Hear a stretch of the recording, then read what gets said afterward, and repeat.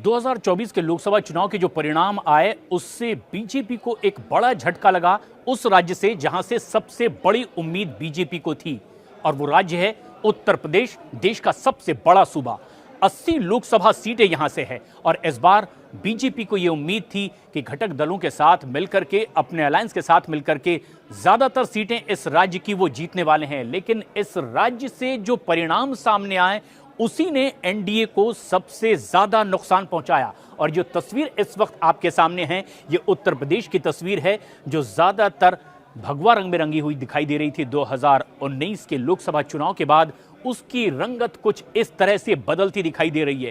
कांग्रेस जो एकदम सिमटी हुई पार्टी थी, पूरे उत्तर प्रदेश में सिर्फ रायबरेली की एक सीट को अगर छोड़ दें जहां से सोनिया गांधी जीती, उसके अलावा कहीं से कोई उम्मीद की किरण भी नहीं टिमटिमा रही थी कांग्रेस के लिए उत्तर प्रदेश में। लेकिन इस बार जिस तरह से अखिलेश यादव के साथ राहुल गांधी ने गठजोड़ किया, उसका असर यह हुआ कि यूपी में इसकी रंगत बदलती दिखाई दी और ये रंग राजनीतिक परिणामों में भी पलट के दिखाई देने लगे। और ये वो आंकड़ा है जो इस तरह से सामने आया 2024 के चुनाव परिणामों में।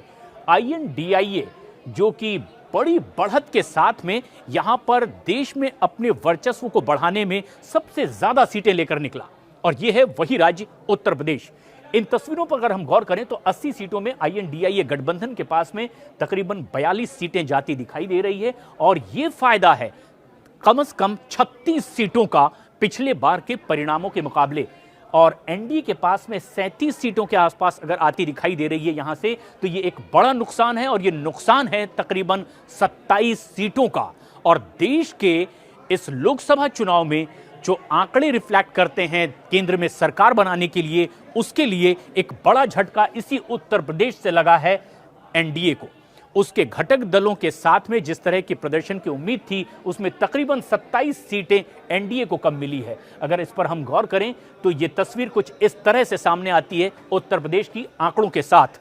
एनडीए के पास तकरीबन 37 सीटें, जिसमें कि 27 सीटों का नुकसान उन्हें दिखाई दे रहा है। बीजेपी 34 सीटों के आसपास जीतती दिखाई दे रही है। अकेले बीजेपी को ही कम से कम 28 सीटों का नुकसान इकलौते उत्तर प्रदेश से होता हुआ दिखाई दे रहा है।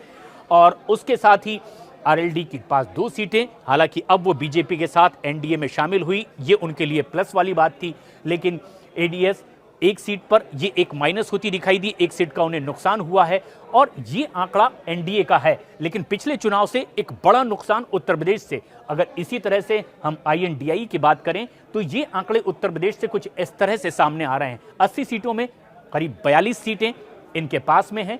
समाजवादी पार्टी ने बेहतर परफॉर्म किया है, 36 सीटें वो तकरीबन यहां जीतते दिखाई दी है और ये पिछले बार के मुकाबले कम से कम 31 सीटों का फायदा लेकर के आया है आंकड़ा।